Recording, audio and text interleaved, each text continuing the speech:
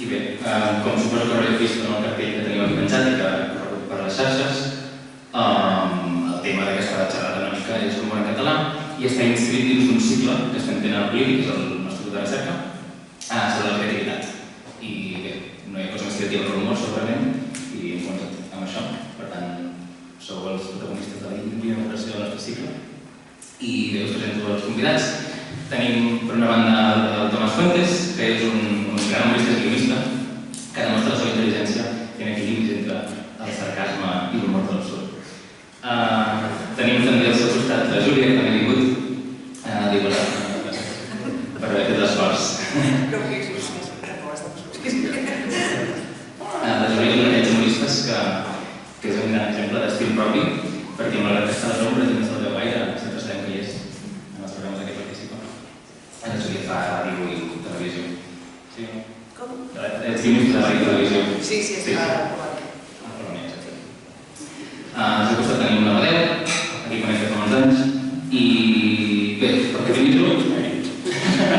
No, mira, he preparat una cita per tu. És que l'altre dia estava llegint coses per Twitter i vaig veure que Gustav Mahler, que és un compositor, que precisament va néixer i morir el mateix any que Joan Maragall, que és una noia blanca. I ell deia que la tradició no és el culte de les cendres, sinó la preservació del foc. I en aquest sentit podríem dir que tu ets un d'aquests humoristes que recull la tradició, no? I la fas gran en els teus tuits breus. I bé, jo personalment puc veure la influència de Pere Caldés, no? D'aquí tens la casa plena de llibres en la seva fina ironia. Sí, home, a veure, Mahler feia unes sinfonies de 3 hores i jo estaria més per la bicicleta del Vallenato aquell, no? La bicicleta de la Shakira i l'altre. I aquest seria una mica el límit de la meva capacitat d'atenció. Sí. Acceptes la meva definició. I tant. Gràcies, Amadeu. Per allà tenim la Maria, que és un d'aquests exemples d'humorista jove que porta... Digues? No funciona. Sembla que no. Bé. La Maria porta un frescor modernó a l'humor català i, a més, per imatges en molts àmbits diferents. I amb això no vull dir que sigui una desvetlletes, sinó que al revés sí que tasta diferents plataformes, diferents maneres de fer, però a més excel·leix en elles. És molt bona al YouTube, és molt bona a la ràdio, és molt bona en monòlegs. Merci.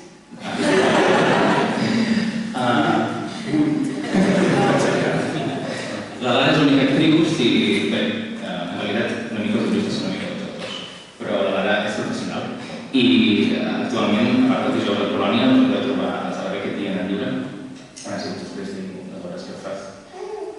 Sí, a la Beckett estarem al gener fent Herència Abandonada i al març al Teatre Lliure La Nostra Passatge. Espai publicitari. Doncs en les seves grans interpretacions la Lara aconsegueix crear grans personatges que fins i tot els originals han de saber imitar. I per acabar tenim l'Òscar, que també trobem a la ràdio i la televisió. I bé, l'Òscar és una d'aquelles persones que, a més d'un gran humorista, controla molt les llistes del català. Tens un gran repertori. De fet, la Carme l'altre dia em deia que hi havia registres que no sentia des dels temps de la seva àvia. Això és una cosa que li agrada molt, voler que la digués. A més, podríem dir que dins darrere del humor surt una idea que també sembla un humor molt intel·ligent, amb les aparences a simple vista.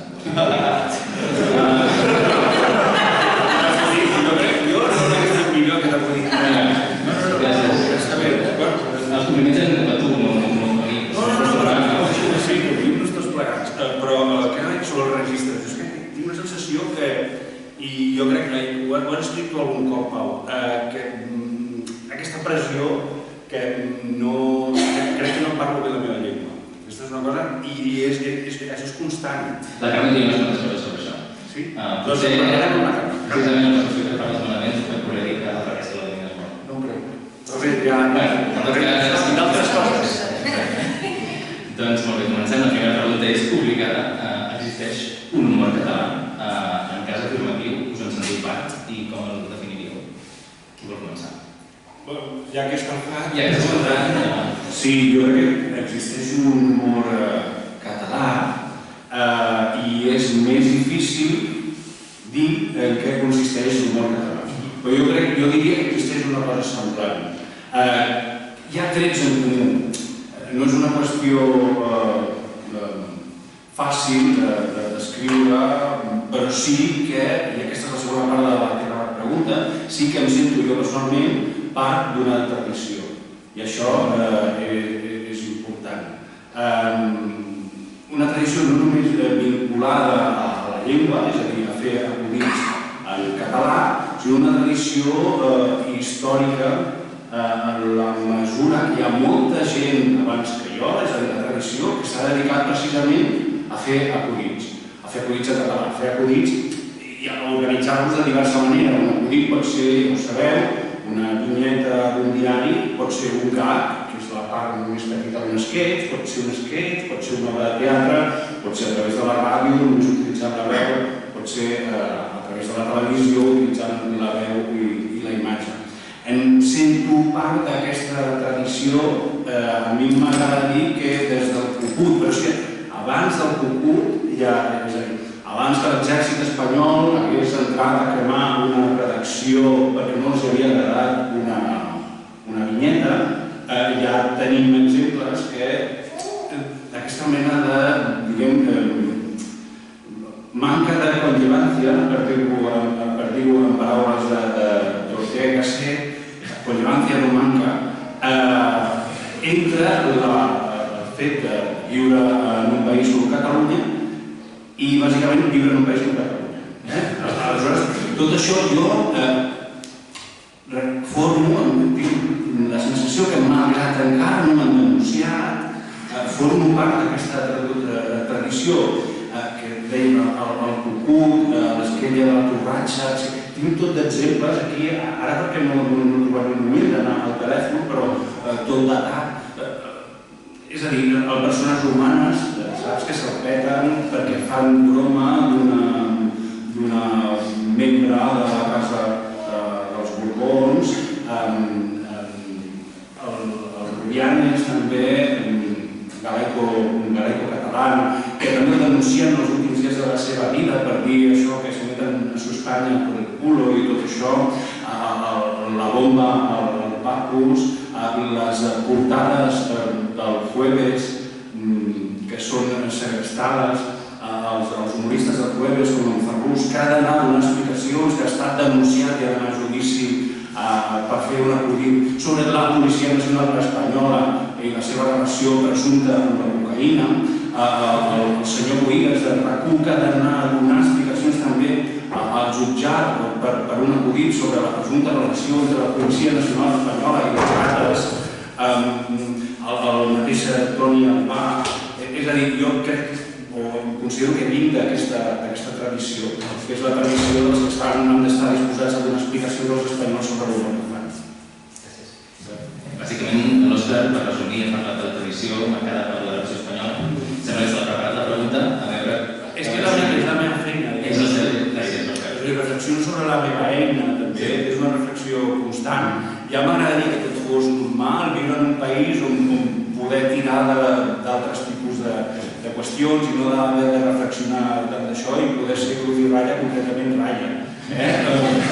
Però la qüestió és que ens ha tocat viure en aquest país, en aquest temps i en aquest país i no està malament reflexionar sobre la feina d'un país. El sector guionista pot voler fer alguna cosa, potser?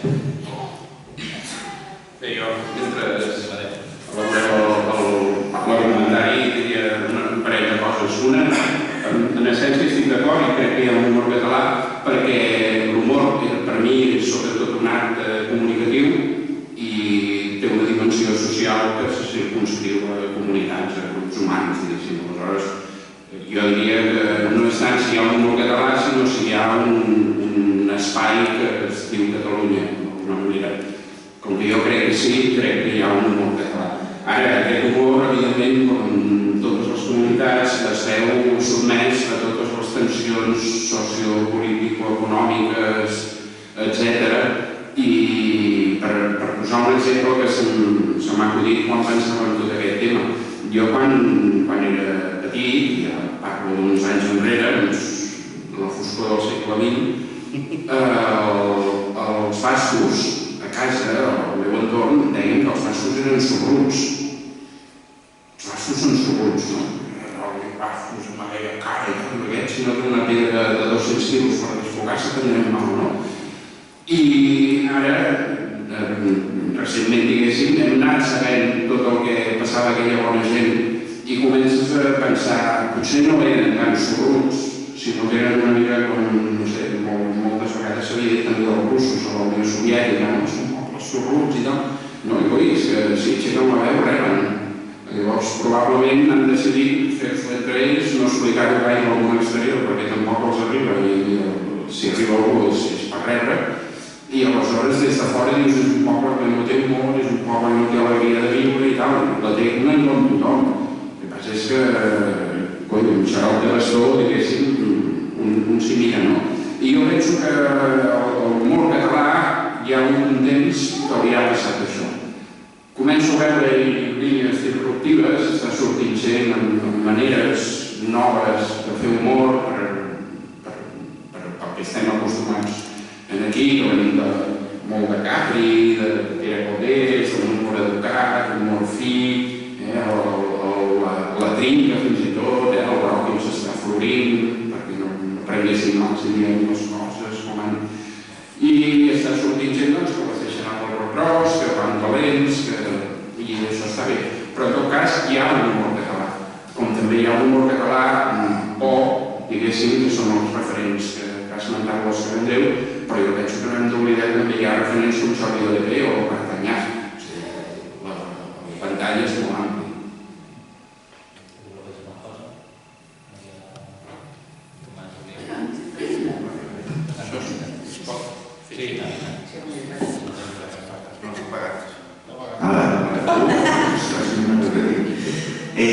Jo estic bastant d'acord amb el que diuen.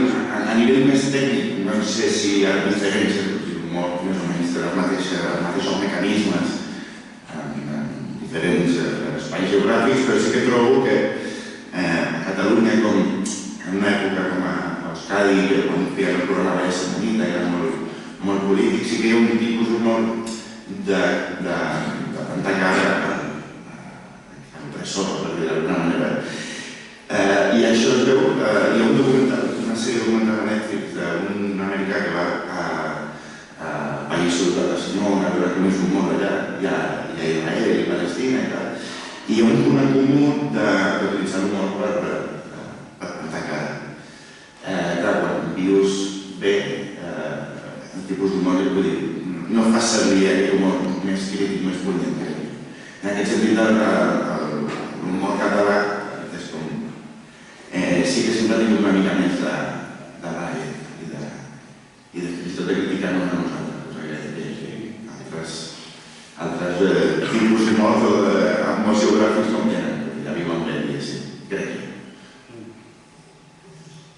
No sé, els pensaments són molt més prosaics, potser no hi havia reflexionat tant, però no m'he plantejat mai així. O sigui, per mi l'humor català és tot aquell, evidentment, que es fa en català i que parla de la realitat i que comparteix referents amb parla de la realitat catalana, que ara sí que és veritat que està molt marcada perquè s'ha d'anar en compte amb el que dius, que no et busquin les pessigolles, que no et denuncia algun sindicat de Mossos, s'ha d'anar en compte amb moltes coses, però a mi no, vull dir, jo no em sento de cap tradició ni ho havia entès així, personalment, vull dir, jo amb això soc molt pràctica, és un humor català que parla de la realitat de Catalunya, que ara és aquesta i més endavant espero que sigui una altra, però més enllà d'això sempre excepcional, o sigui, Tu tens els teus referents als temps, segur, no? Quan pots escriure i escrius un sketch i tot plegat, ara ja no, perquè ja fa anys que té miques, però sí que al cap ressona el Saturday Night Live, totes aquestes tradicions sí que en tenim. Sí que tenim tradicions. Homes blancs, caucàsics, americans amb nocions. S'ha fet molt al ventall. Sí, clar, referents i tradicions tenim, no ho havia vehiculat gaire, però és això, d'un humor català, de plantar cara, de relació, que m'ha semblat interessant, pensaria que però jo tinc el que dir al llibre, sí, això podria donar una resposta interessant al proper xerrada. Però, sí, evidentment, hi ha una tradició, simplement que jo em sentia o no era conscient de formar-me part i no en aquest sentit. També és veritat, no sé si ho deies tu, Òscar, que per molts, si no per tots, és la nostra feina també. I de vegades t'has d'adaptar. Jo vam estar treballant a Buenafuente i ja quan m'estava fent a Sexta, i clar, és català, el 80% dels guionistes eren catalans, però el programa s'emetia per tota Espanya. Aleshores t'has d'adaptar a això. No pot ser molt reivindicatiu tampoc, perquè l'Andreu no ho és molt. Però has d'omplir molt el ventall i com que és la teva feina ho has de fer. La part reivindicativa a vegades és que si no ho fas així et fan fora. A vegades t'ho menges amb patates, les idees, però perquè és una feina. Però fins i tot quan treballàvem a Buenafuente per l'estat espanyol, o sigui, jo no tenia la sensació quan escrivia un monòleg d'estar canviant la manera d'escriure. Simplement el que canviava era els acudits, sobre què fas acudits. No faràs acudits molt concrets sobre la nova targeta del metro, perquè com que vas per Espanya, allò no ho entenen, perquè no compartim referents, però en el cas l'estil, la manera d'escriure, això per mi era la mateixa, vull dir, no tenia la sensació de el meu humor català, simplement he de buscar referents que es comparteixin amb tots els espectadors. És una mica una obvietat, se'm sent bé, no? Sí. No, és més una obvietat que sí que penso que hi ha un punt independentment de l'opressió i de tot, que evidentment es canvien els acudits perquè és diferent els referents que hi ha, però sí que a nivell de reacció de públic o de reacció l'humor català té aquesta cosa molt més des de la ironia, des de l'autocrítica, des de... no sé... Jo crec que hi ha un punt que... És que no podria fer la comparació perquè sé que ara viatjarem cap allà, però sí que... Jo ho veig molt obvi amb dinars familiars on hi ha una família tradicionalment 8 apellidos catalana o no. Les bromes, la manera d'abordar l'acció col·lectiva, de passar una bona estona i de riure, té unes característiques molt diferents de quan tu estàs amb una família, una altra família d'una altra procedència. O sigui, que sí que hi ha un punt de... Sobretot aquesta cosa molt més irònica, molt més humor negre, molt més... és obvi, no? Però molt més d'autocrítica i molt més sobre termes de ridícul, sobre termes més... una mica més, diria, tancats. No és tan... Perdó, no és tan... Crec que no és un humor molt expansiu. És un humor més precís, més trenat, més fi. Has d'afinar. Has d'afinar. Perquè si no... Sí. I a més, si no, és molt més crític també alhora. I una mica més exigent les persones que escolten humor catalanes. Si em permeteu ara complicar la pregunta una mica, què hi pinta en el País Valencià, a les Illes Balears, i si podeu permetre concretament què més hi pinta l'Alde o l'Esfera Celebra per recordar en humor català, en forma part, no en forma part, què penseu? Li toca la Maria. Ha recollit bastant, vull dir, sí que eren idees que han anat sortint, jo penso també, vull dir, que l'humor, en el sentit que es fa en un marc cultural concret, els referents són uns, llavors això sens dubte, vull dir, és humor català, sí que hi ha aquesta contradicció, però no és l'única, suposo, no? Vull dir, tu destaques una tradició de les que hi ha, que segurament sí que és la que té més referents històrics, representatius, que no ens han arribat, però tampoc es pot dir que això sigui humor català i la resta no. I què anava a dir? No, i llavors evidentment que si passa en català és humor català, és la màxima pujolista que has dit tu, Júlia. I sobre l'humor a Mallorca, Balears, València, Catalunya Nord, no tinc absolutament cap coneixement del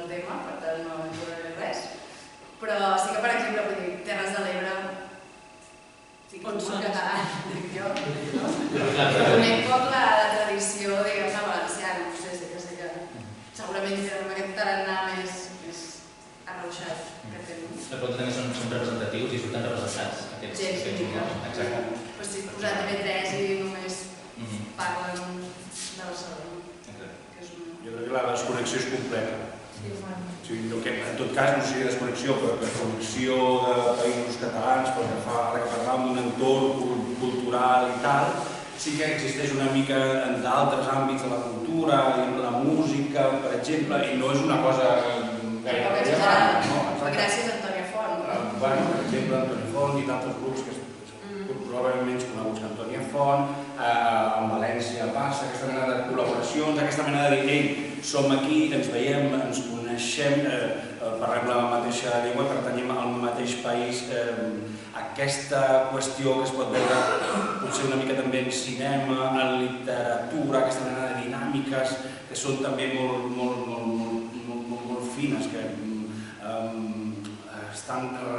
irradien poc en el món de l'humor. Des del meu punt de vista, jo crec que la desconnexió és propera a l'absolut. Sí. És més, es fa un acte i crec que és molt agressiu, penso que soc de Lleida i això m'afecta especialment. El que és que es fa una acció tan centralista a Barcelona en el sentit que acabem fent aquest atemptat de ridiculitzar des de l'humor aquest més centralista, ridiculitzar Lleida, Terres de l'Ebre, Balears, València, com el prejudici i com un tòpic. Des del català fem el tòpic de la perifèria, no sé si m'explico. També hi ha aquest punt, de vegades he vist com molts humoristes catalans que fan monòlegs en castellà, però llavors per dir una frase, l'acudit és que la frase aquella la diuen en català, és ai nen, doncs no ho sé, i això és l'únic, no? I potser en català es fa el mateix amb un mallorquí, un valencià, el que sigui, a nivell d'interpretar un tipus de parla ja com un acudit en si. Es fa com que es garbula aquella persona però no està dintre del central. Garbula o extraterrestre. Sí. Garbula extraterrestre. Garbula extraterrestre. Sí, jo crec que hi ha una interferència geogràfica, sobretot. Es nota molt que des de fa molts i molts anys hi ha uns canals de comunicació que han estat difícils envers d'aquí, diguéssim, des de la Catalunya central, envers País Valencià, Catalunya Nord, en Balears. Es nota que hi ha una distància. Jo, en valencià, per exemple, de gent de València, entenc per València el País Valencià, quan sento alguna cosa que em diuen oi, penso que és molt divertit i tal, per mi és una descoberta. És a dir, ostres, és molt boix, no sabia res, ni sé si és l'únic cas o hi ha tota gent que està fent aquesta mena de coses, jo què sé, no? Que sigui. En Balears és absolut. En Balears no tinc ni idea de si fan humor o no, o només venen pisos, no ho sé, no tinc ni idea. I en Catalunya Nord no diguem, la distància és enorme. I en canvi, la distància idiomàtica la veig molt més tènue entre el català i el castellà i tal, hi ha molta més permeabilitat que no pas arreu del territori. O sigui, per mi és més la distància geogràfica que no la cultural. Per exemple, el Polònia, com a exemple d'èxit consolidat, diguéssim, de programa en el sentit clàssic, anys funcionant, un llenguatge consolidat, un públic fidel i tal, barreja català i castellà per una sèrie de motius totalment legítims, però el fet és que no es pot dir que allò sigui molt català per l'idioma català. Hi ha d'haver alguna més, entenc, i penso que és relativament fàcil de constatar, no? Hi deu haver un consens bastant general que allò és humor català. Però no és només per l'idioma. Pots treure l'idioma de la meitat del programa, canviar-lo pel castellà, i te n'adones que el que ens està unint en tot cas és la presència d'uns determinats personatges que parlen ells en català o en castellà. I sabem que ens els estem mirant des de la perspectiva d'aquí. Això és el que ens fa pinya, el que ens fa sentir que estem veient un programa compartit amb gent, però no l'idioma, diguéssim, en aquest cas. Alguna cosa per aquí? Ens hem tomat a temps. Un altre punt és que segurament, jo penso que la presència d'una llengua en el camp de l'humor, almenys en circuits més o menys oficials, és un senyal de bona salut. I jo crec que per això no sabem res de l'humor de la Catalunya Nord, per exemple, perquè sabem, no? No tinc idea. Sí, però fins ara també passava, parlant del fenomen del soterrani o de fer monòlegs únicament en català, això és una cosa absolutament innovadora. No sé, vaig amb l'orella parada normalment i és una cosa que m'ha sobtat i ho comparo molt amb l'evolució que ha fet el rock en català d'anar als concerts amb l'estelada a fer-ho d'una manera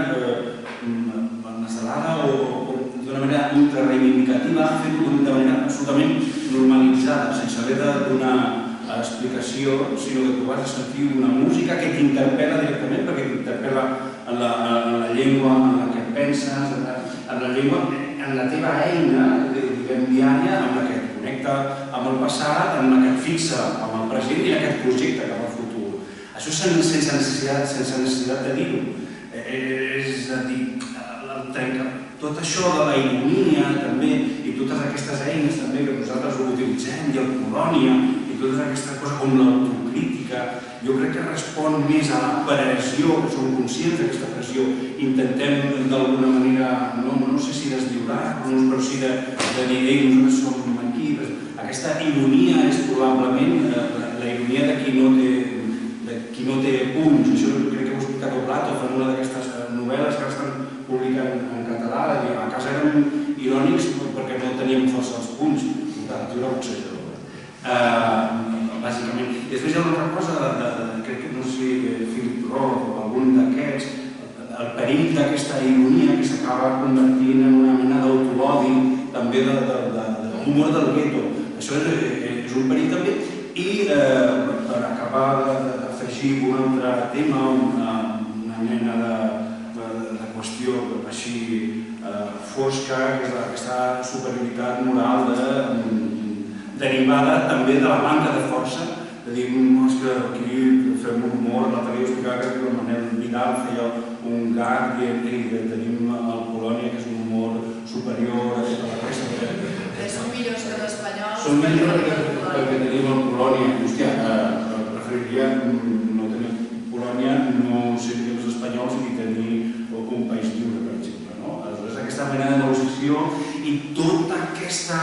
És que ho va sobrevolant, perquè aquesta, per dir-ho, ocupació és com una matèria, com es diu, fosca. Saps això que estan estudiant i no saben exactament què és? Oscura. Que no es veu. No es veu, però ho organitza tot. És brutal. O sigui, quan no hi és, quan no estàs parlant de l'ocupació, hi és per absència. I quan estàs parlant, i molt excessivament, però en el meu cas, és per pressió. I en aquest sentit funciona com una energia obscura tota la puta estona en totes les converses. I a tot arreu, a les pel·lícules. Per què parlen així en aquest idioma o de sobte? Perquè hi ha aquesta barreja. Tu has de...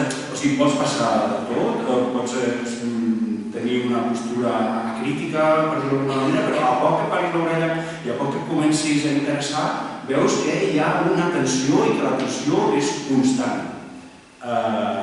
També està bé que la tensió sigui constant perquè et fa notar que estàs una mica viu. Jo dormo poc últimament, vale? Sí, jo penso que depèn. O sigui, estem molt acostumats a seguir determinats indicadors. Llavors, si els indicadors venen d'una banda que diguem que és optimista respecte a l'ús de la llengua, resulta que no estem tan malament, que no estamos tan mal de la porta. I en canvi, si venen d'una altra banda, d'una banda més negativa, més pessimista, doncs sembla que si tens alguna cosa en català, digue-la de pressa, perquè això s'acaba i després no podrà ser. I clar, jo penso que, per exemple, ara està passant, entre els adolescents sembla que ativa molt la música trap.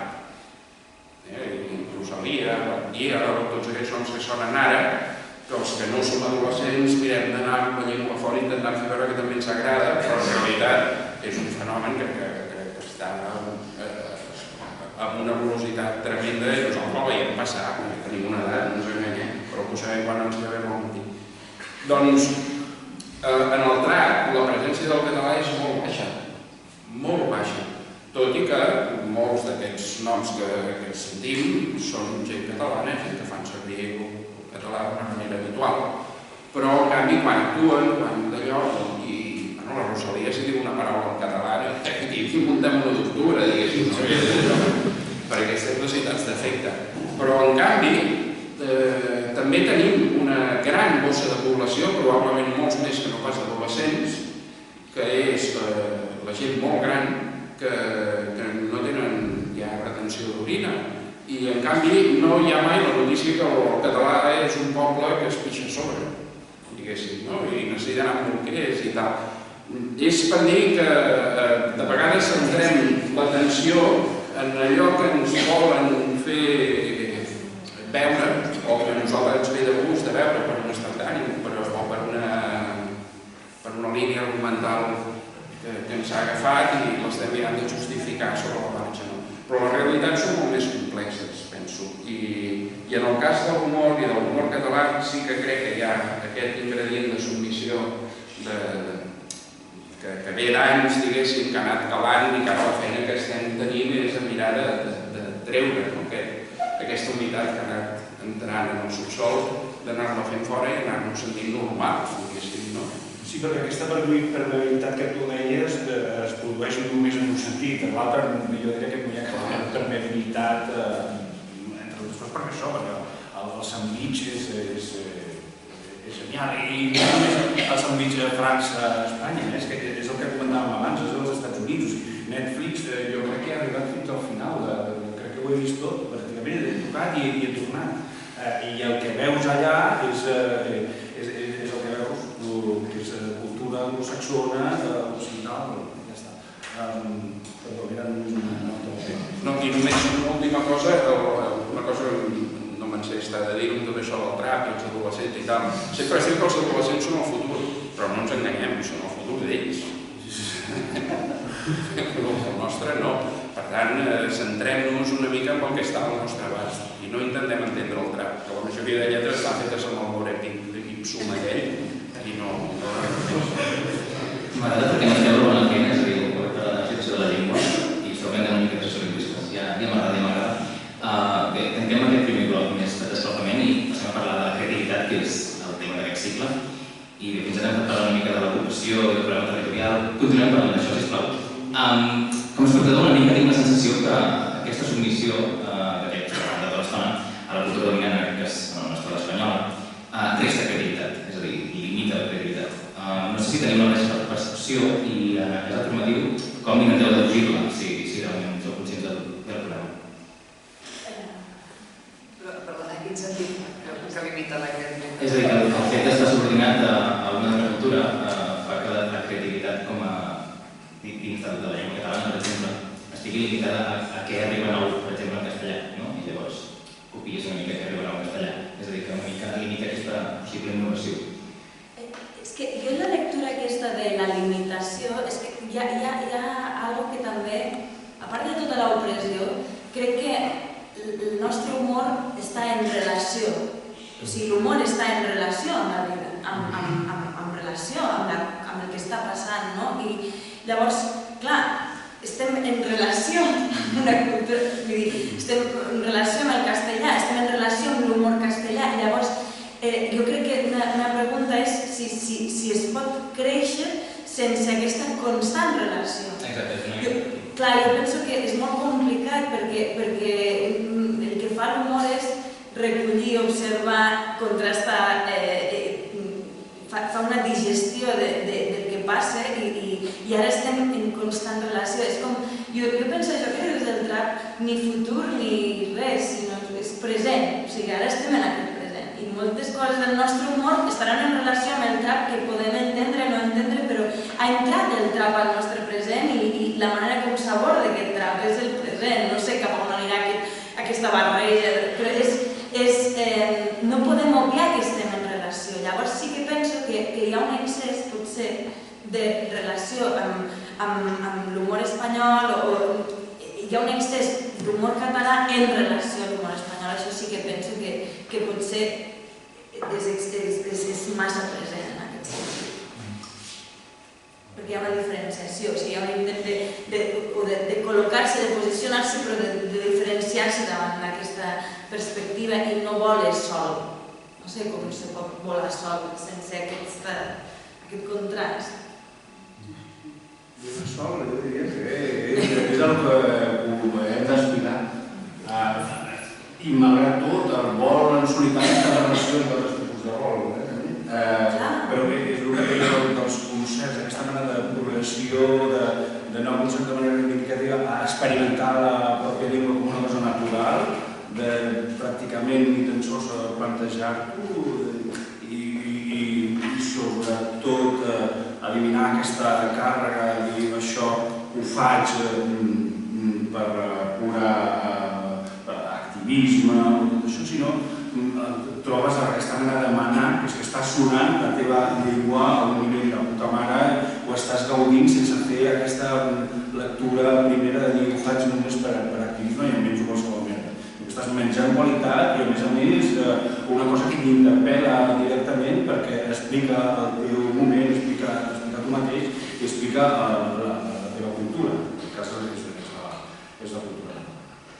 Jo crec que això és bo perquè ara em dóna la sensació que aquest discurs de reclamar, que no sigui un activisme, que no sigui un acte reivindicatiu, sinó que sigui el que la gent demana és normalitat, està acabat. En aquest sentit estem en un bon moment, per això ara amb tot el circuit, amb monolistes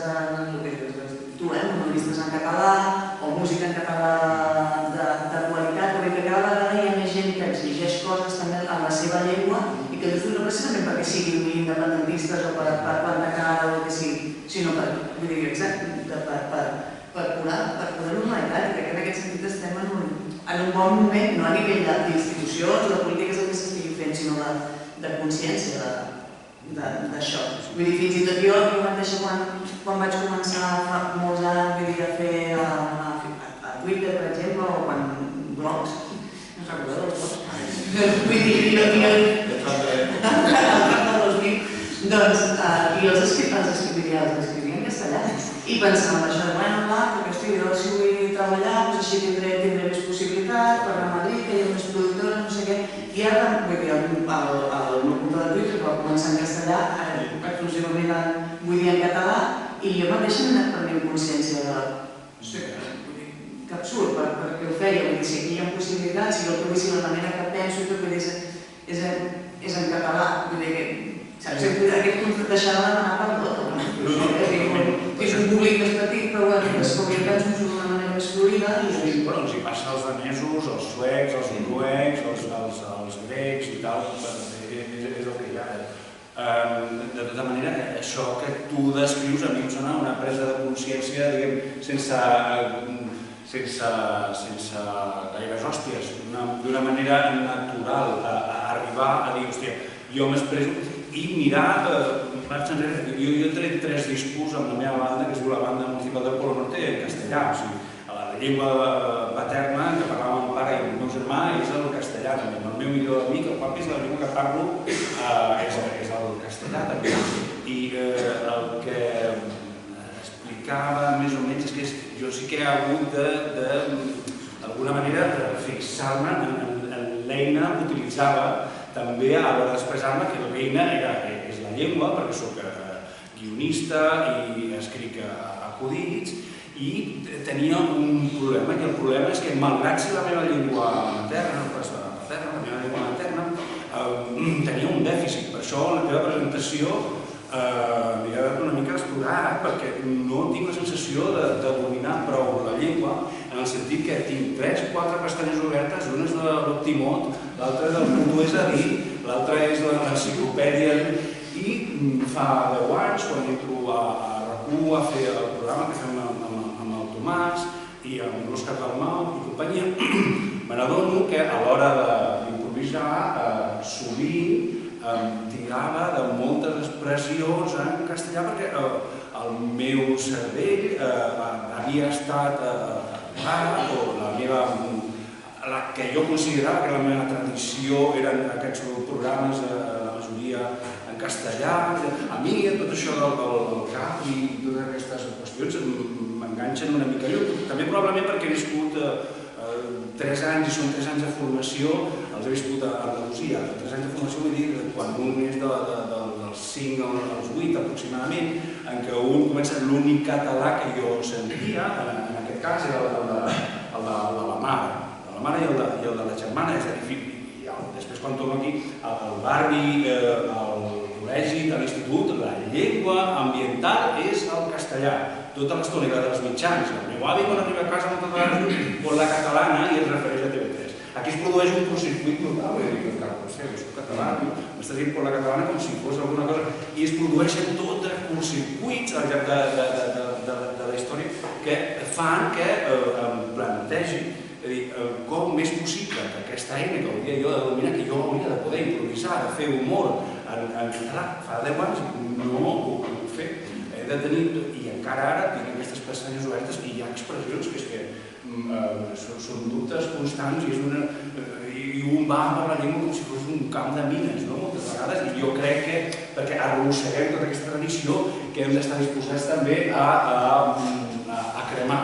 Això és aquella entrevista que li fa 30 anys a l'Àngel Casas al Riga i li pregunta sobre la cultura, precisament la cultura catalana, vostè que vol fer la cultura catalana i jo vinc aquí a cremar-la. Pràcticament és això, cremar-la en el sentit, si tu vols, de fer aquest torn de revolució. Efectivament, no de cremar, perquè mai cremar, no cremem coses perquè ha de tornar a sortir la cosa i ha de tornar a sortir amb més força. Jo crec que d'alguna manera estem, o vull pensar que estem en un moment hi ha hagut una explosió pràcticament apocalíptica i ja aquí comença a moure un peu, una cama, un dit i a dir jo soc aquí. Clar. Jo també penso que l'ideal seria arribar a un aquest en què no hi ha temps, no és un temps, o sigui, que és com ara amb el feminisme, que estic fent obres de teatre i tal, i per què vostè ha posat 2 dones?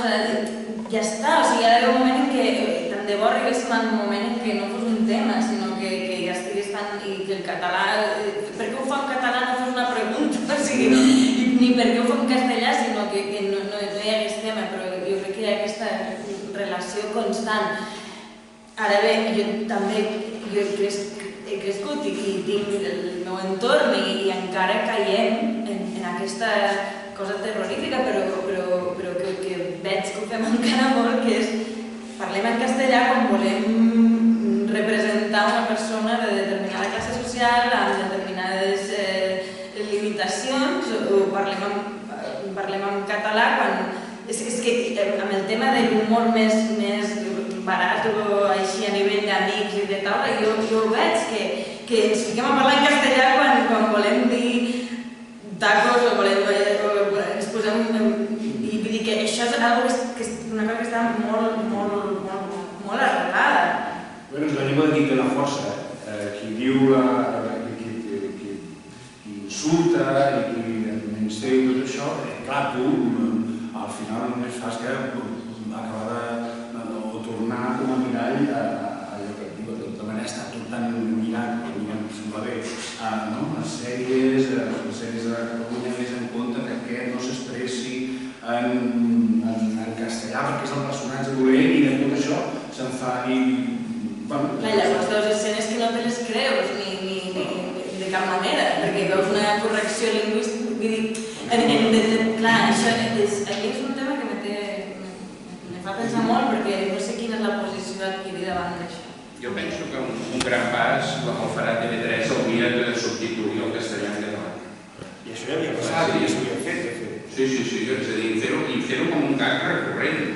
Perquè és un gag, a veure, la realitat és la que és. Però no per la gent de la Catalunya Nord, per exemple. La gent de la Catalunya Nord els parles en espanyol i molts, vull dir, sí, potser s'hauria de subtitular en català. abans he citat malament Pau Riba i m'agradaria aquesta aula de Jaume de Gall citar bé en un moment determinat de l'entrevista Àngel Casas li pregunta creus que ajudes a la cultura catalana tu? I ell contesta sí. Diu, de quina manera ajudes a la cultura catalana? I ell diu destruint-la. Aquesta és la cita, volia dir que demà, però jo crec que... És curiós perquè és una disposició d'ànim que per si mateixa dius, home, Déu-n'hi-do, però pot donar lloc a Pau Riba o pot donar lloc a Albert Boadella. Sí. Bueno, és màgic. Jo sí que hi ha un tema, per exemple, que sí que m'ho trobo, no, escrivint, que jo hem crescut en un àmbit, diguem-ne, catalanoparlant i hem llegit molt, diguem-ne, en català, noto que em falta el registre col·loquial, de vegades. És a dir, hi ha un punt que, quan has de dir alguna cosa, penses, potser és que així en castellà fa com més gràcia, però perquè tens la manera de dir-ho. A vegades és un català que no es diu. O sigui, jo tinc la sensació que no tenim domini total de la nostra llengua perquè ens falta una part molt important, que és el col·loquial, que sí que hi ha, vull dir, zones que no són tan, diguem-ne, urbanes, doncs sí que hi ha un patrimoni molt ric, però que nosaltres no hi tenim accés. Llavors, a l'hora de fer humor, sí que has de fer com una mica d'equilibri, de dir una cosa que sigui genuïna, però alhora que no em sembli una marcianada de dir, però alhora intentar com ampliar una mica el patrimoni mental comú escrivint i també el teu propi, però sí que és com una balança difícil. Sí, em permeteu afegir la següent pregunta i així ja anem tirant. Per tant, es pot fer humor català sense recórrer al castellà? En absolut? En absolut, mai res. En absolut, no. Per absència o per afegir, de zero no pots fer humor català, no pots fer res, crec. Hauria de pensar. En tot cas, el que he vist de la balança, que m'interessa, perquè això el Monzó ho explica, que a l'hora d'escriure les primeres novel·les i els contes, es troba, per exemple, que aquest registre no hi és, o sí que l'havien tingut, segurament, és evident que havia existit en català, però per qüestions que ja sabeu, allò desapareix o no té projecció, o la necessitat... Sí. I em sembla absolutament arcaic o no ens sona natural quan un registre d'aquestes característiques hauria de ser el més natural de tots. Ell diu que en un moment... Jo soc optimista perquè tota aquesta gent, diguem, ha sobreviscut i arriben a final de mes, parlo de Monzó i companyia, d'una llengua que havia estat perseguida en molts aspectes arrasada, que ens havien deixat sense aquest tipus de registres, acaba creant això i Monzó també ho explica. En tot cas, concretament, el Monzó diu que ell té dues regnes a la llengua, una és l'acadèmia i l'altra és el carrer. És veritat que si desapareix el carrer del català, quedes en una regna i una regna el que fas és voltes tota l'estona amb el puto cavall, que acabes muntant tu al cavall i no vas enlloc. És veritat que només amb l'acadèmia és difícil fer humor. Bueno, clar, perquè té carreres. El carrer i la naturalitat, el popular, llavors realment a mi em sembla una feina extraordinària fer humor en català només amb català acadèmic. És un repte, potser? Bueno, és un repte. És un repte. Sí, sense que no, algun d'aquests, per fer una cosa, per fer un artefacte que no vagi gaire enlloc, perquè l'humor ha d'estar viu també, ha de servir, ha de ser un insult en un moment donat, o ha de ser un gag molt concret, però has de poder tenir aquest registre.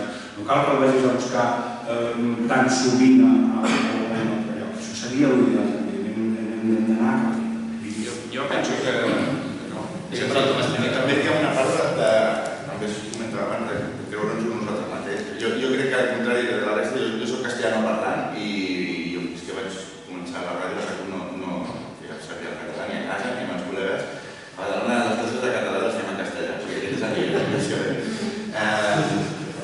I aleshores jo pensava que no seria possible, que no puc, tot ho escric en castellà.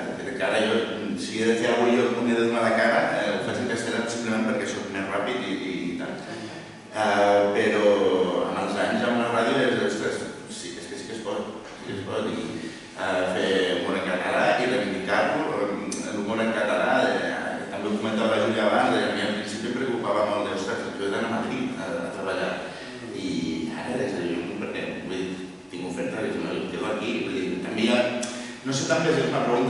esbufa l'edat.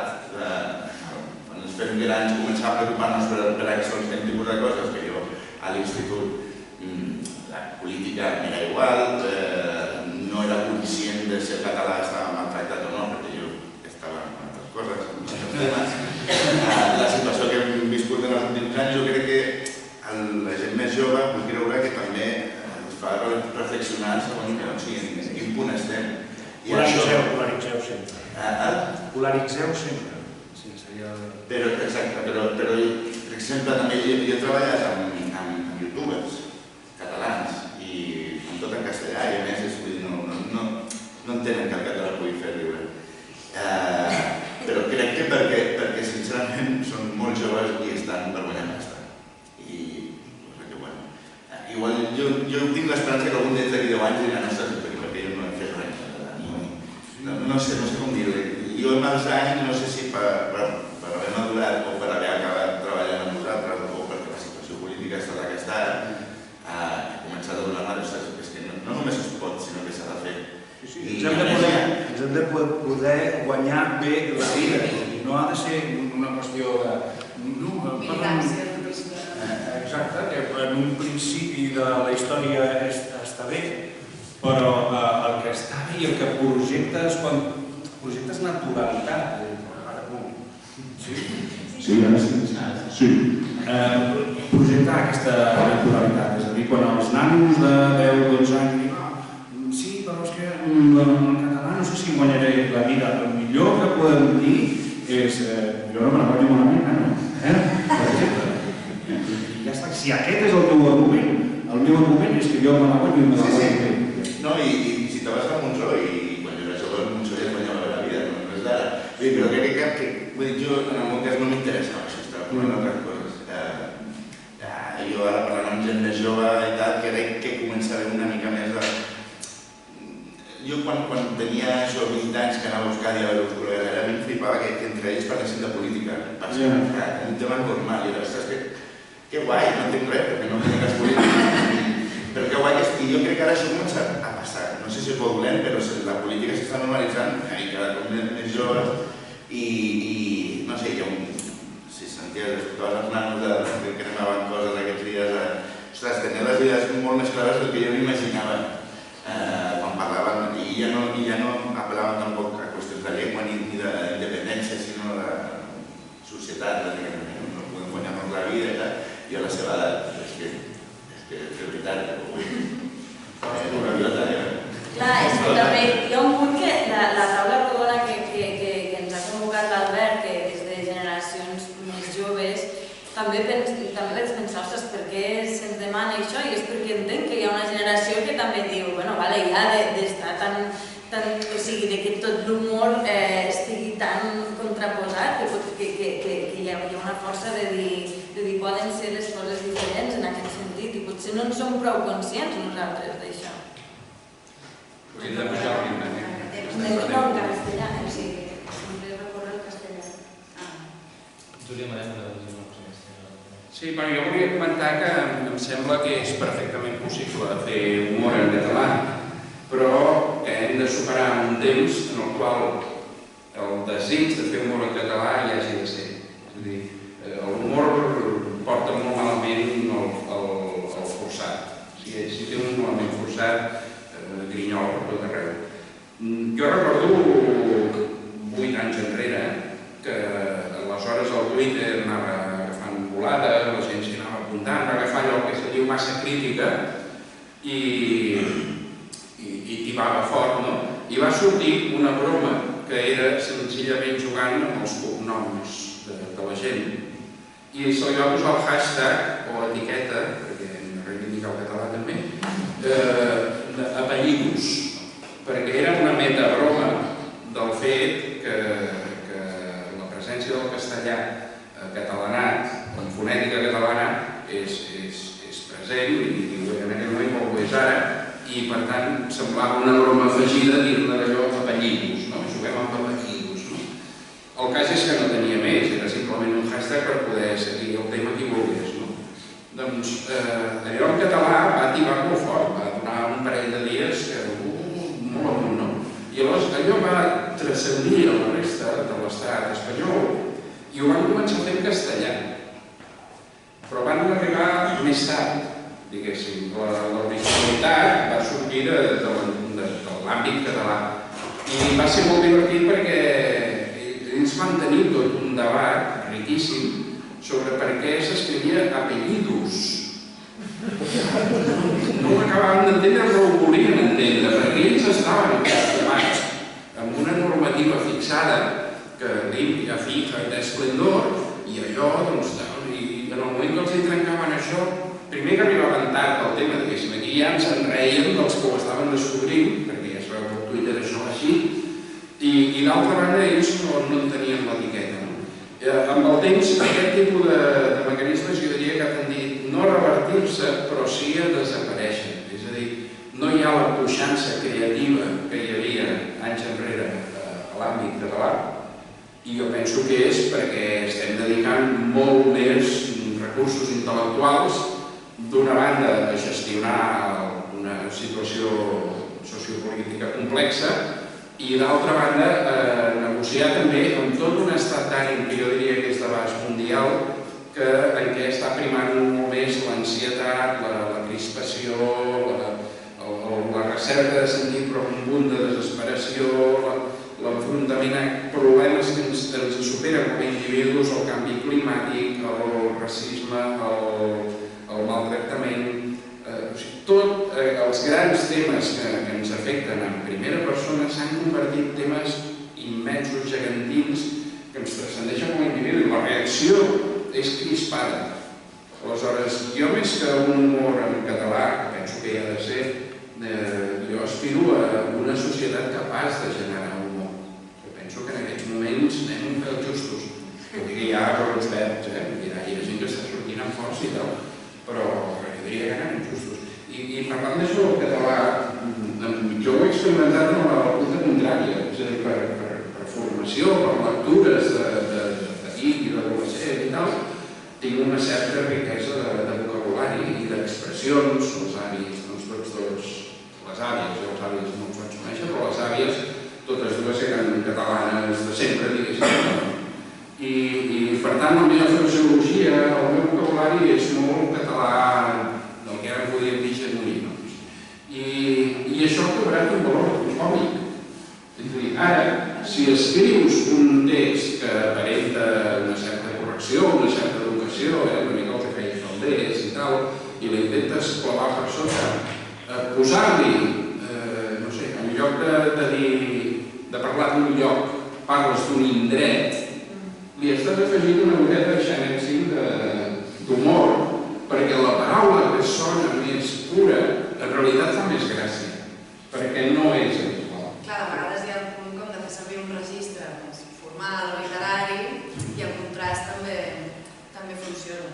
Sí. Però jo el que volia dir que, per exemple, que si féssim un monòleg, a no ser que sigui una carta molt marcada d'aquest personatge parla en català literari i va dir animalades, sinó si fos simplement que volia expressar un monòleg amb aquest registre més purament acadèmic, sí que a mi m'agradaria com saber-ho dir en tots els registres. Tant més col·loquial com més literari. Encara que sigui literari pot fer gràcia per contrast, però això és el que també col·loquial. I és el que a mi em falta. És això, l'optimot, l'esaví, el cubemot... Però és que el català es troba en un punt que el professional de la llengua ha de tenir aquestes mateixes pestanyes obertes. Exactament igual. El professional de la llengua no podeu? Sí, i les necessito totes, i 50 vegades. I nosaltres no deixem de ser professionals de la llengua, és a dir, tu també generes, tu quan surts per televisió hi ha 300.000 persones o 300 i escaig que ens miren, ara de sobte tu ets a l'altra banda, tu ets la persona que genera o que els del trap, ells no s'ho plantegen, jo genero aquest tipus de ritmes, aquestes paraules i tal, ho fan de manera natural. Tu arriba un punt, o jo, o nosaltres que tenim aquesta projecció als mitjans de comunicació, que ja no som els que hem d'esperar aquests arribis, sinó els que projectem aquesta mena de...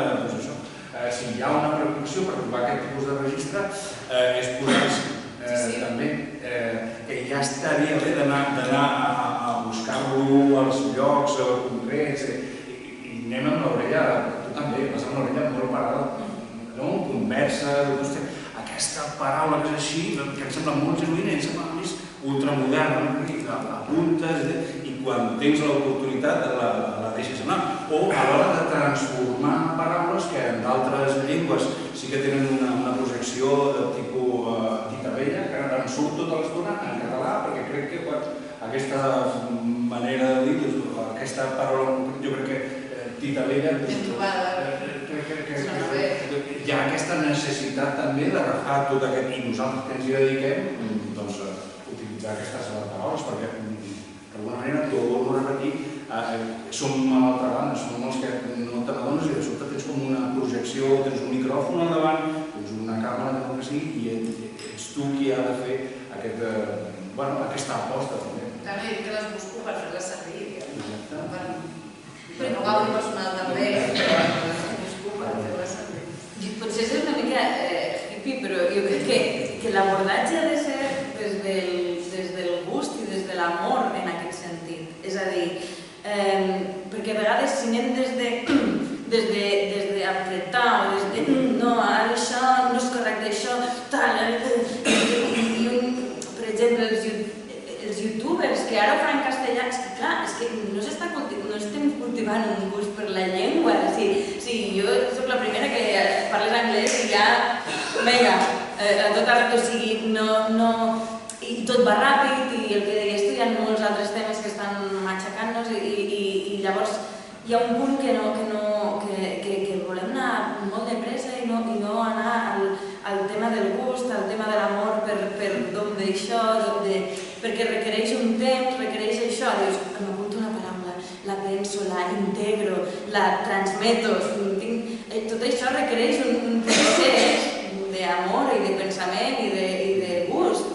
I això crec que és el que la nostra responsabilitat, si treballem en determinades plataformes, és transmetre aquest gust i aquest amor per la llengua i per les maneres diferents d'abordar l'humor i els temes, i no des d'altres llocs més mercantils com esto vende más, esto vende menos, vull dir, o tenim aquesta obligació, sinó des d'un altre lloc. Jo crec que és la manera com ho farem. En l'anglès, la primera conversa en la ser en anglès, se va ser molt divertit. Continuem amb la segona pregunta, si vols Sílvia, potser inaugurable. Espera, a veure, depèn de quina sigui. Et donaré una posició filosòfica. És a dir, com entenem nosaltres el concepte de creativitat relacionat amb el nostre humor? Per a què feu servir aquesta activitat? Com feu servir? Com feu servir la vostra creativitat? És a dir, si reflexiones sobre el concepte de creativitat en humor, com creus que va servir aquest concepte? És a dir, com ets creativa amb el teu humor? Com creus que ets creativa? Per què fa servir la creativitat? En el meu cas concret, sí, bàsicament la meva feina, ara mateix com a guionista del Polonès, basada en la creativitat. Ens feies sketchos en explicar una situació política, alguna cosa que ha passat d'una manera original i divertida, fent el que intentem, fer una interpretació de la nostra pròpia interpretació de la realitat, o sigui, assenyalar el que ha fet, intentar assenyalar el poderós, el que ha fet malament, defensar... Perquè la creativitat és bàsicament la nostra feina, és traduir una notícia i explicar-la d'una manera original que pugui fer riure. Per quines vies tira aquesta activitat una mica? No sé si m'entens tot. Per les vies d'arribar al final de mes. Quan ets professional d'això, si no ho fas bé, no treballes. Si no treballes, no arribes al final de mes. I les nenes es moren de res. I moltes vegades la creativitat ve perquè algú és més creatiu que tu i ha fet la mateixa idea o la mateixa acudit a Twitter i dius, merda, he de fer-lo millor o he de fer-lo diferent. A vegades et forces perquè hi ha molta gent creativa i sense xarxes socials no n'eres conscient i moltes vegades has de ser creatiu perquè es costa molt més ser original que abans. El debat és no hi ha creativitat sense còpia, potser? És a dir, és necessària la creativitat. Home, si es còpia no és innovador. Es pot copiar, però sempre has de buscar la manera de millorar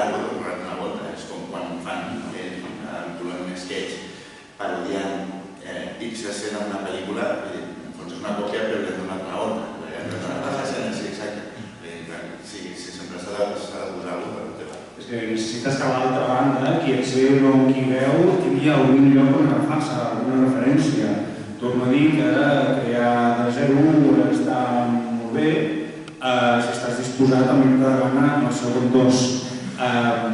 Jo crec que tots formem part d'una tradició i tots anem plagiant i afegint la nostra part el nostre granet de sorra o el nostre petit gir amb una mica de sorra que acabarem tenint estil.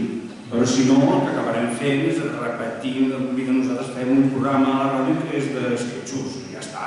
I surt un ninot i surt un pallasso seriós i el ninot no és el pallasso seriós sinó que és el divertit. I aquesta tradició ja ens la sabem, des d'Aristòfanes i abans, sempre ha existit. Estem parint alguna cosa de 0? No. És interessant parir coses de 0, és raríssim parir coses de 0, ja portem uns quants anys d'història i les coses de 0 estan molt bé, però ara no ens sabria dir cap així d'inici.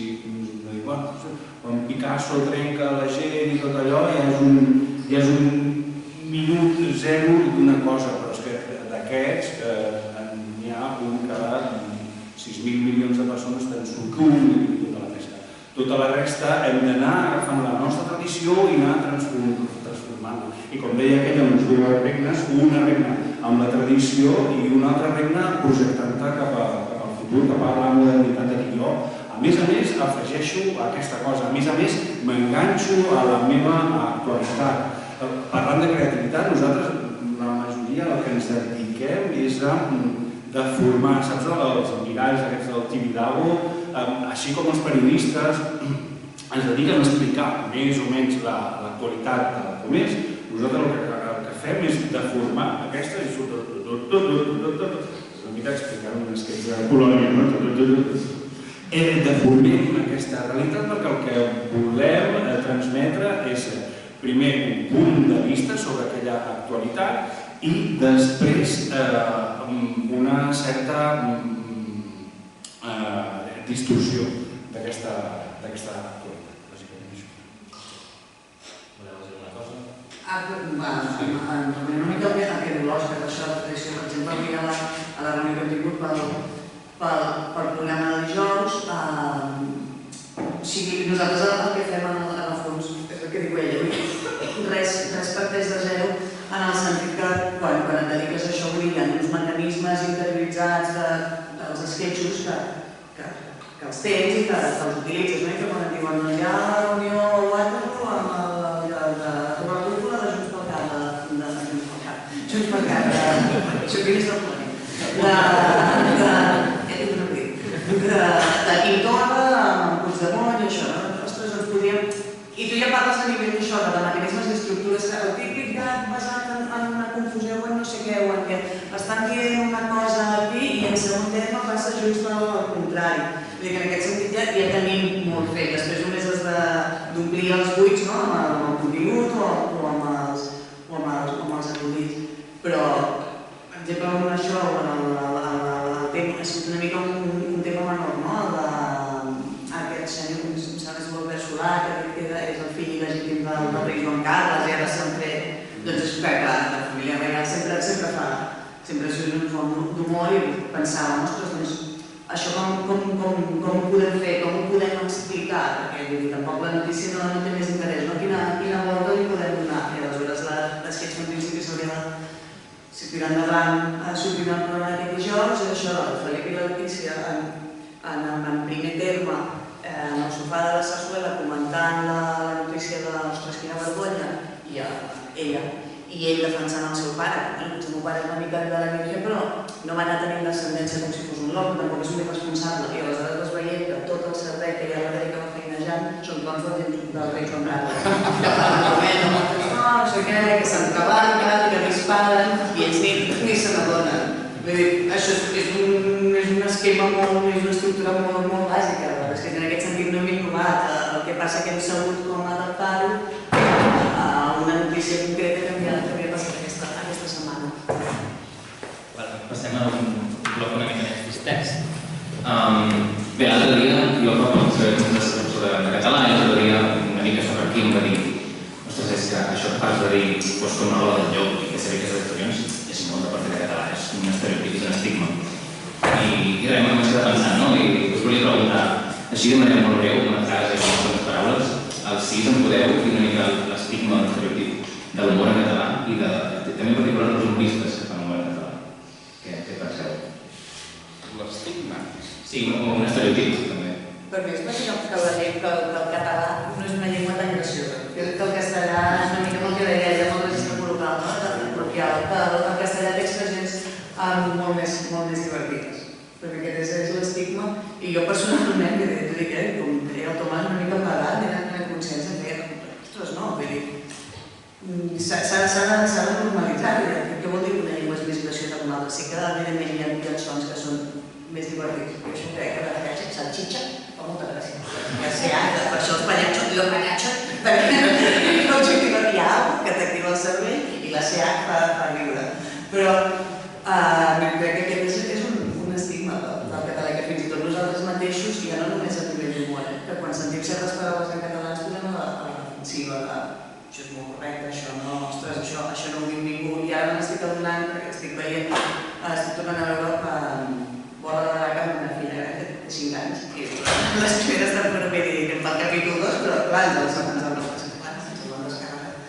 I són els que es van emetre als 89 o a principis dels 90, clar, sí que hi havia més consciència i voluntat també de protegir la llengua. És el primer capítol del segon grup et faré xixines. I jo sé que en aquell moment jo com me van riure, i ara m'ha fet, clar, era el primer que ella ho va normalitzar. Va ser al contrari, ella no ho havia sentit i vaig pensar, clar, si haguéssim seguit tenint això i no ens haguéssim complexat d'aquesta... Bueno, complexat. Sí que és necessari, llavors, com a llengua col·loquial, que nosaltres mateixos diem que això no ho diu ningú, potser si haguéssim seguit per aquí ho hauríem normalitzat i ara quan sento que el soc no diu això, ningú s'ha escandalitzat. Perquè vull dir, la meva filla va mirar el que en cap moment va dir aquest nen parla raro. Raro. Sí. No, però això és veritat. Jo he pensat alguna vegada en el tema dels westerns. No, ostres, t'imagines el John Wayne dient no haguessis hagut de creuar l'Olera Pallaresa i tal, no? Però per què? Perquè el referent és abans de vista i cruzar el Mississippi forastero. I llavors dius, però quanta gent al teu poble parla així?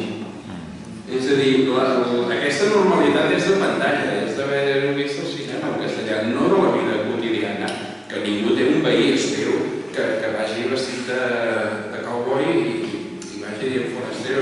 Una cosa realment en l'altre sector, de doblatge, que a mi em passa que com que sempre són les mateixes quatre veus, em costa més entrar en el mateix que has dit, però en titulat a mi no em rascaria, saps? Però a vegades és que no puc deixar de sentir la veu del doctor Slum. Jo prefereixo que estigui subtitulat i jo si ho llegeixo no hi ha res que em soni raro. A vegades quan... També és veritat que estem tan acostumats a ser en castellà, suposo que devia passar com que era d'altres que van passar, que era un cantor que no ho va dir mai. I va ser com un boom, però suposo també perquè tenien de veure el castellà. Clar, que es fa raro. Fins aleshores s'havia utilitzat el castellà també, això del doblatge no és per dir no li facilitarem a aquesta gent pobret, no, això és una mecànica propagandística, si tu vols, aquesta és la llengua en la que parlarà John Wayne i la que parlaran totes les pel·lícules. I per tant, com tots teníem 5 anys, com la teva filla, per dir-ho d'alguna manera, tothom ho va normalitzar. Tothom va normalitzar que els westerns, els tios de l'oeste, els homes també, però protagonitzats per homes americans, tots parlaven en aquella llengua. Això fa que la majoria de gent ho integrem d'una manera absolutament natural, que després és de dir, hòstia, em sona raro Noguera Pallaresa no exactament perquè estàs canviant el Mississippi, per dir-ho d'alguna manera, però sí que és veritat que com han de funcionar o com funcionen aquests mecanismes perquè la teva pròpia llengua en el teu propi país et soni rara o no escaient. I en canvi la del costat i tal et soni de lo més normal que aquest senyor parli en castellà de Valladolid, probablement per un doblador català. Aquesta és una.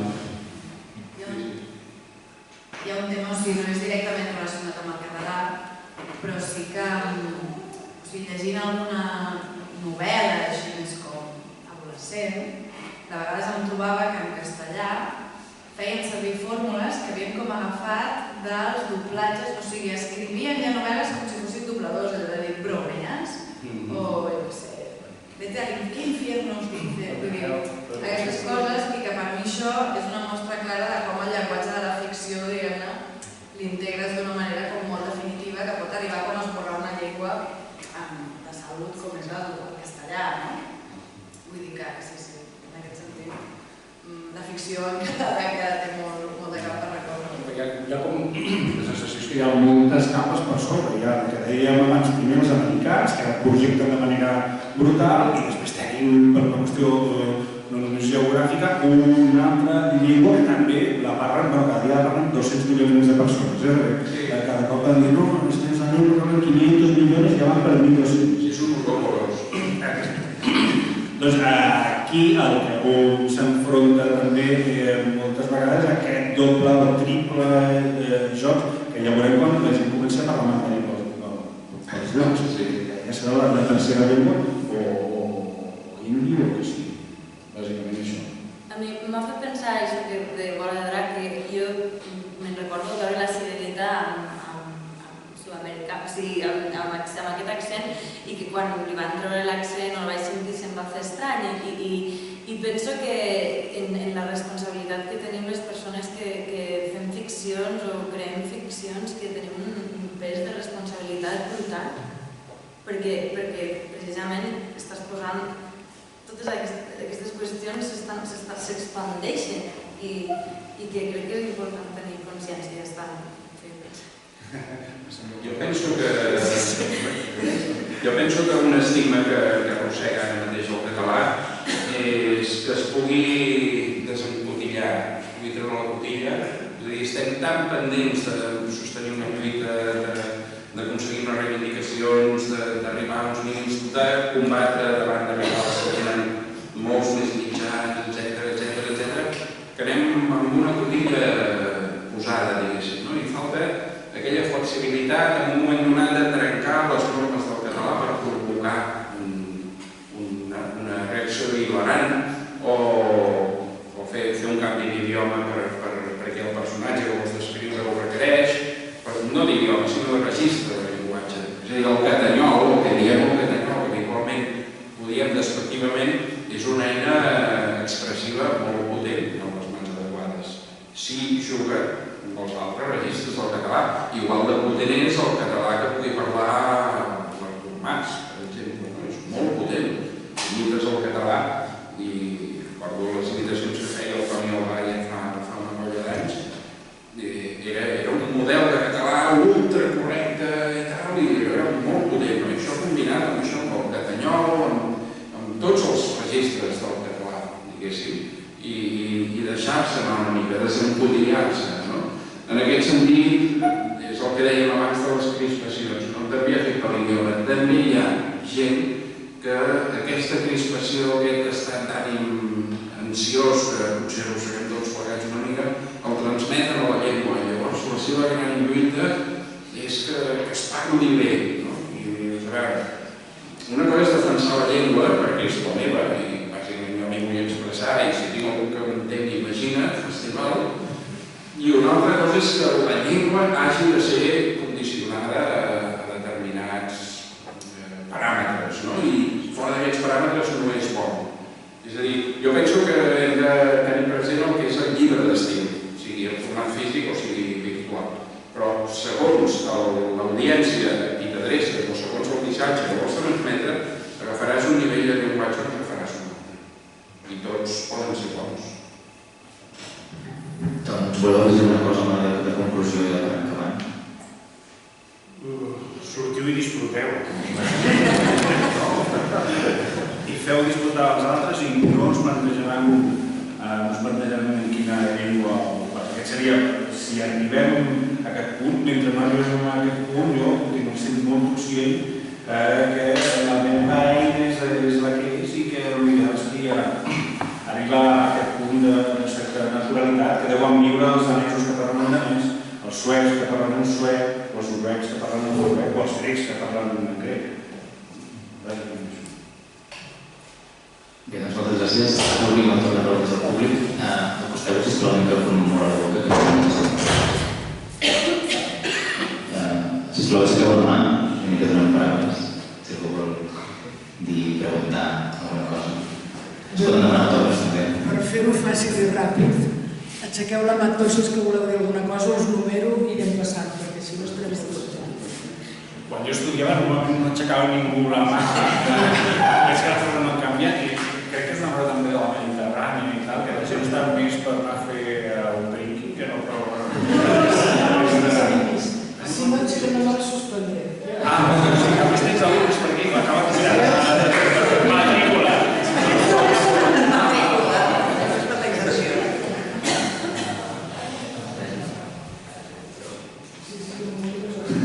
Completar que no sé com. La meva pregunta era sobre l'humor negre.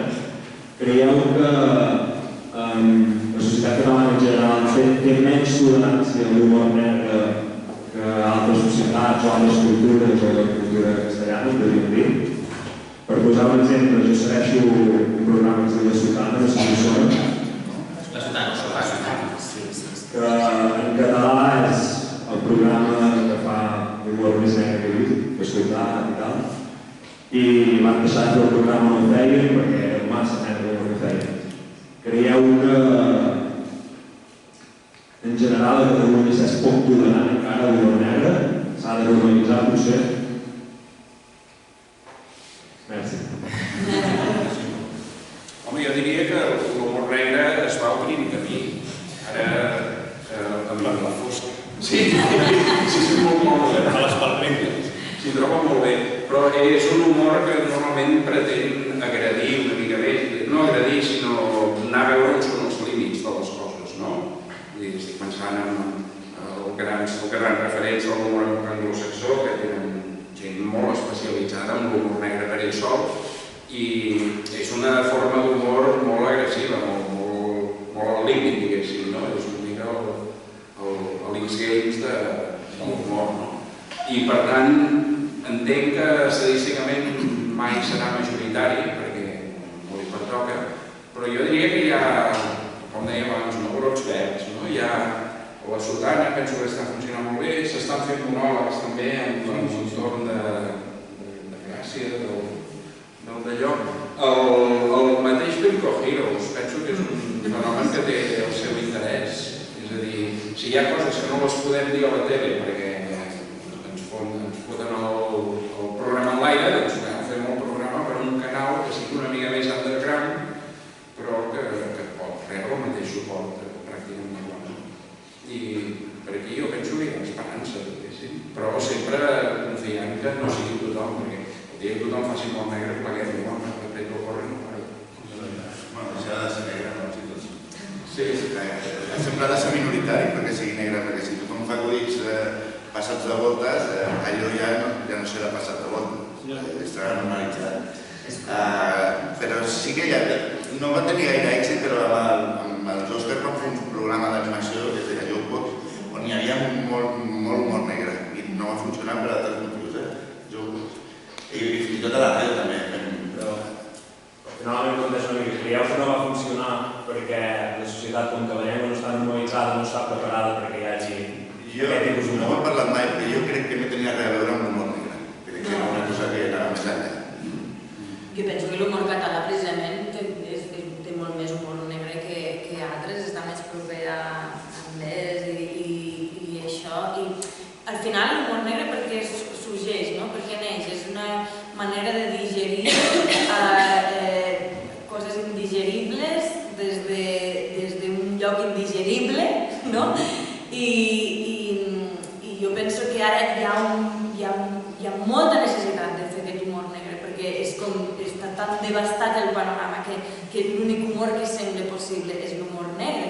El que passa és que si no està tenint més presència és per un tema repressiu totalment, i llavors aquest tema és el que fa que l'aigua agafi altres vies d'escapament, però no perquè no existeixi, al contrari, crec que som una societat que elabora moltíssim el dolor a través de l'humor negre.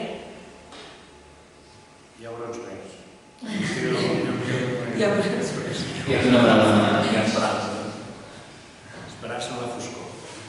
Sí, una pregunta relacionada amb això que diu és des que treballeu a RAC1, TV3 i altres canals més underground, podríem dir, no? Tipus soterrani o Twitter, creieu que hi ha una certa pressió des de dalt de no s'ha fet humor negre, això s'hauria de tallar, com potser no passava, tipus a Anglaterra, no podríem dir Monty Python als 80, fent la vida de Brian, que és una cosa molt trencadora. També perquè era més underground, és a dir, no sé si hi ha una certa frontera o autofrontera en els temes a tractar.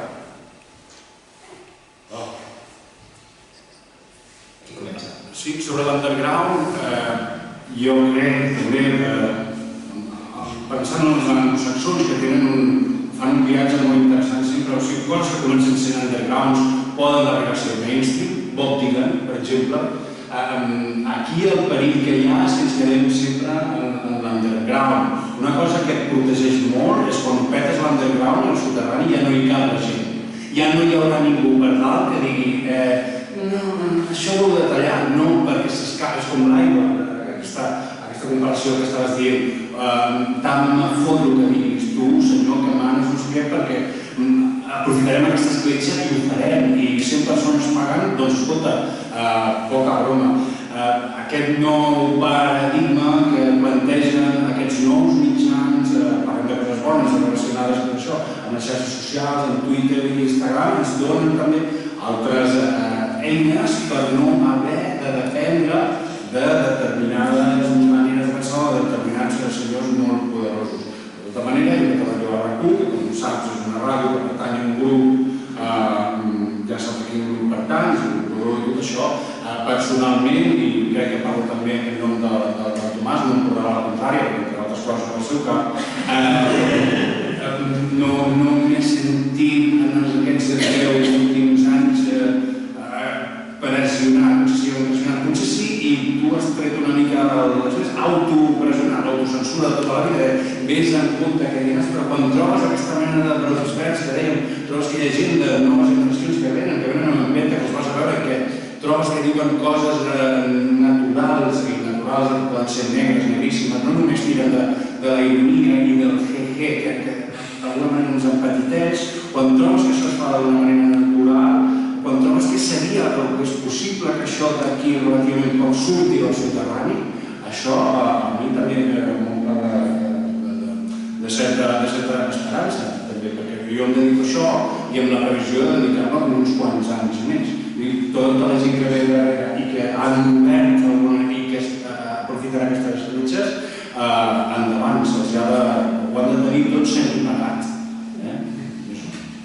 Jo crec que hi ha un tema que no està, o sigui, sí que hi ha problemes amb certs temes, sí que hi hauria una qüestió d'humor negre, no, això és massa negre, per tant, aquest programa s'ha d'anir a fora, però l'autèntica censura sovint és que tu no pots parlar dels patrocinadors, per exemple.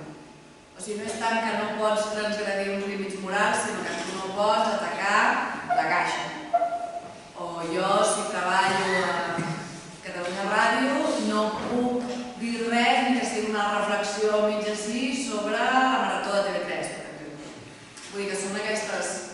que les fronteres que hi ha, evidentment, hi ha un punt d'humor i de moral, però també hi ha aquestes, que no es veuen tant i es debaten poc, però són les que manen de veritat, perquè potser truca al noient enfadats, però qui em trucarà si dic alguna cosa a la caixa no serà els oients.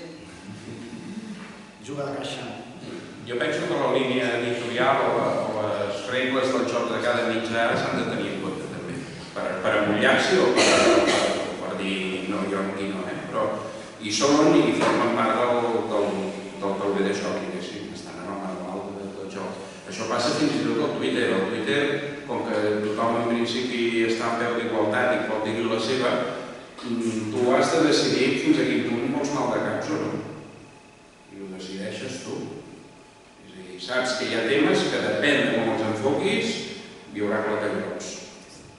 I en canvi, si no els toques o els toques de la manera que majoritàriament sembla que s'està acceptant, i en el fons és igual, perquè només falta que algú amb més presència econòmica un altre ho interpreti d'una altra manera perquè la situació giri totalment. És a dir, llavors, en xarxes diria, es fa molt el cas d'aquesta volatilitat i decidir si jugues aquest joc o no.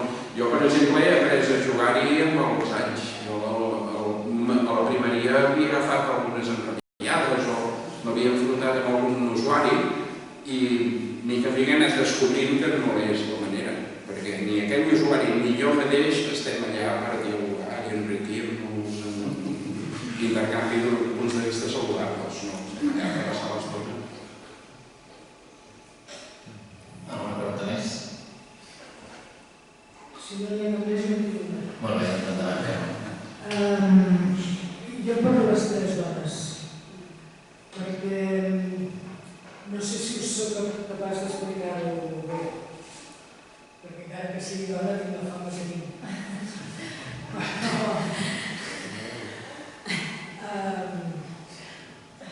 No, aquí sí que tinc els meus alumnes. No, d'una manera, si us sembla que viviu l'humor de manera diferent, però sobretot, i perquè recordo un debat que hi va haver no fa gaire a Twitter sobre la capacitat de les dones de fer humor, si sentiu que us ho heu de guanyar amb els seus homes. I jo ara ja no. Vull dir, però no tiraré floretes de prop, ja porto molts anys a la professió, vull dir, crec que estic consolidada, estic segura de mi mateixa i ja no he de demostrar res absolutament a ningú, crec. I però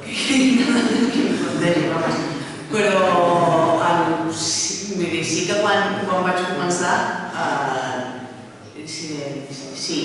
sí que hi havia molta desconfiança. De fet, és que crec que vaig començar fa 15 anys, potser o 10, vaig coincidir amb el Tomàs i quan hem anat, la majoria de redaccions, jo no he treballat mai amb una altra guionista dona d'humor. En altres projectes, potser més de ficció o no tant d'humor, sí que he coincidit amb dones, però de guionista especialitzada en humor, vull dir, era l'única, no vaig coincidir mai amb cap altra dona, potser amb l'Eva Massaguer, sí, però en Tarragona n'hi havia molt poques o estaven en altres departaments. I en un principi és veritat que no n'era conscient, tampoc hi havia tanta consciència del feminisme ni de la reivindicació ni de les desigualtats. Jo no n'era conscient, hi havia comentaris i coses que això, que ja donava per fet. I mica en mica, quan van passant els anys i te'n recordes de coses, et venen flaixos i dius, hòstia, vaya que tio, un gilipolles, sí que hi havia comentaris que sabia que havia vull dir que s'estava més pendent de mi perquè era una noia, era molt jove, jo vaig començar amb 20 anys i hi havia certa desconfiança i alguns comentaris d'aquests vull dir que ara mateix hem de fer però això és el jiji-jaja, això són comentaris innocents, però que vull dir que estan arrelats en l'imaginari que les dones no són tan gracioses o que les dones no sabeu riure's de vosaltres mateixes perquè part de l'humor es basa en l'autohumiliació i en exposar-te tu mateix, en exposar, saps, els teus defectes i això les dones no ho saben fer perquè per l'altra banda també tenim més pressió i voleu estar sempre perfectes i aleshores és més difícil això que una dona faci un monòleg i se sinceri i s'humili, vull dir, coses d'aquestes que fins i tot jo quan me l'havien fet deia, sí, potser sí, perquè com la maneu prima no m'ho pot discutir, vale, me'n vaig a casa, però saps que sí, ara ja dic que estic en un punt en què la maduresa de confiança que no he de demostrar res i no tinc cap dubte de la meva validesa com a guionista, però sí que vull dir, quan en el passat, ara que hi reflexiono, sí que veig que va ser més més difícil i coses objectives com que jo curava menys que els meus companys.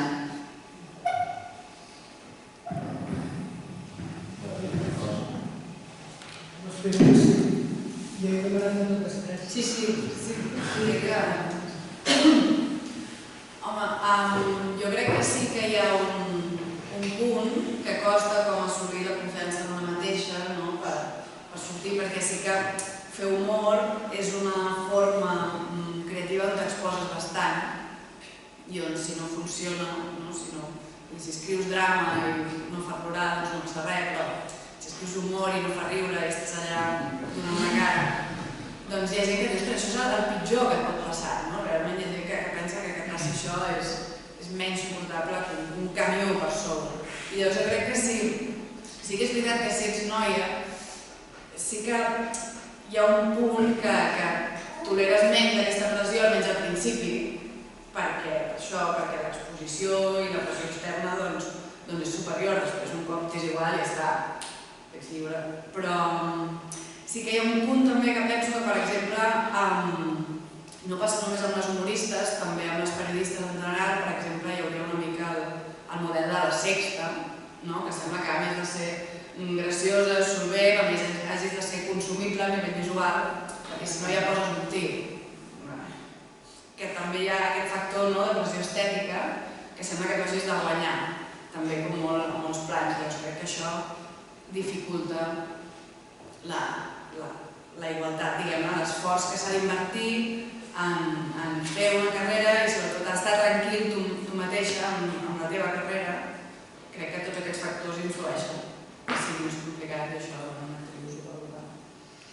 Sí, jo penso que ho tenim molt més difícil, que hi ha un munt d'atemptats contra amb el tema de...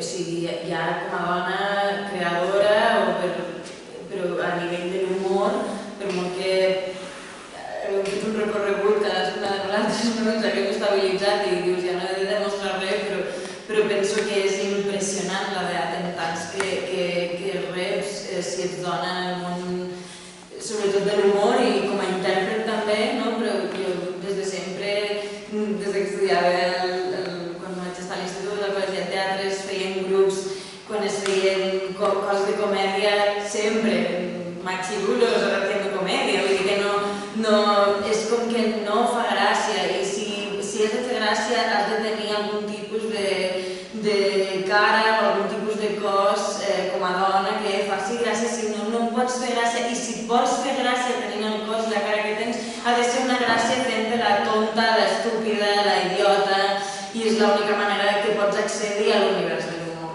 I a part que no fas tanta gràcia, quedes malament i si finalment passes totes aquestes fronteres passes a estar en una capsa concreta que és aquesta fa el pallaç i fa coses d'humor i ja no la podem posar mai més en una cosa dramàtica o en un altre registre en el que pot fer perquè ja si ja l'hem acceptat dintre d'aquest univers ja és una cosa que fa gràcia, podem posar en lloc més que de tacat i jo penso que és una voluntat que estem vivint ara i que segueix passant i que jo no vaig una gran evolució en aquest sentit, malgrat un camí, un tot, una conscienciació, com almenys com a intèrpret i com, no sé, sempre. Ella ha dit això que potser al principi te sents com a més, que te pots sentir més atacada. Clar, és que si tu tens un campo de nabos davant, perdó, que estic utilitzant moltes referències castellanes, però si tu tens un munt de mascles jutjant ja des d'un altre lloc la teva capacitat com a per fer humor o això és molt més agressiu, és evident que és així. Hi ha molts més, fixeu-vos en tot home que fa riure, no? O sigui, tots els perfils que caben en aquest home que fa riure. Va de tota l'amalgama de personalitats agudes i per haver poden tenir un canvi de dones, fixeu-vos en les línies concretes que poden fer riure.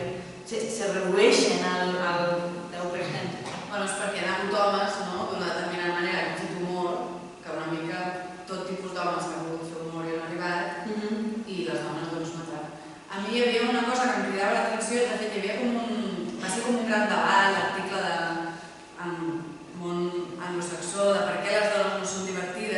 vam fer un estudi on hi havia, no sé, invento, 10 acudits escrits per homes i 10 per dones. I llavors a la mateixa mostra de gent li demanaven, sense dir-li qui ho havia escrit, què li semblava que havia escrit un home i una dona.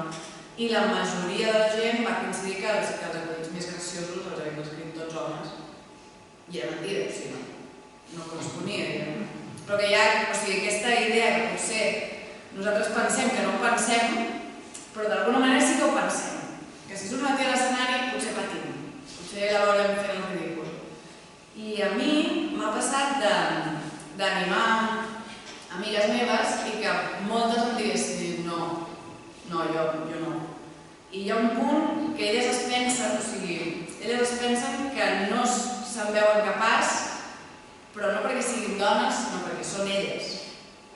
O sigui, no es fa aquesta reflexió. Potser em sento menys capaç perquè són dones, sinó, no, jo estic plenament segura que les dones poden fer gràcia. És que jo, a títol personal, no. I jo crec que això desactiva moltes vegades, no? Dones que sí llançarien. També hi ha un imaginari col·lectiu retrògrada, hollywoodiense i tot, que és que l'home com el graciós que fa riure a la dona i la dona que fa riure, la sexualització d'aquesta dona baixa en picat. O sigui, no ho penso, crec que és una cosa que està molt instal·lat. Llavors, si tu pots trencar o pots fer ridícul o pots obrir i fer riure, hi ha alguna cosa d'aquesta sexualització que sembla que se't col·loqui tot de la taca com a intèrpret, com a actriu, doncs també és com, ui, la posem en un altre lloc que no és el lloc gràcil, de la que riu, de la que està a l'expectativa de les bromes de l'altre, i és una capsa que jo entenc que hi hagi un terror a entrar per perdre segons quins capacitats de ser vista com això. Doncs també hi ha gent aquí. Sí, perquè respecto la pregunta, però és que analitzant el que dic perquè, clar, el tema era la llengua i jo l'he desviat i he exclòs la llengua. Però analitzant els tres discursos és el discurs de les minories. Vull dir que una manera que els homes us podeu posar a la pell de les dones és com us vivim com a catalans, en aquest sentit com a minoria, i veureu perquè és que es reflecteix això, o sigui, el que hi ha dones per fer que no pot ser. En fi. És una bona conclusió per ser aquí mateix per venir. Hem conegut aquest sis segurets de l'humor nostrat.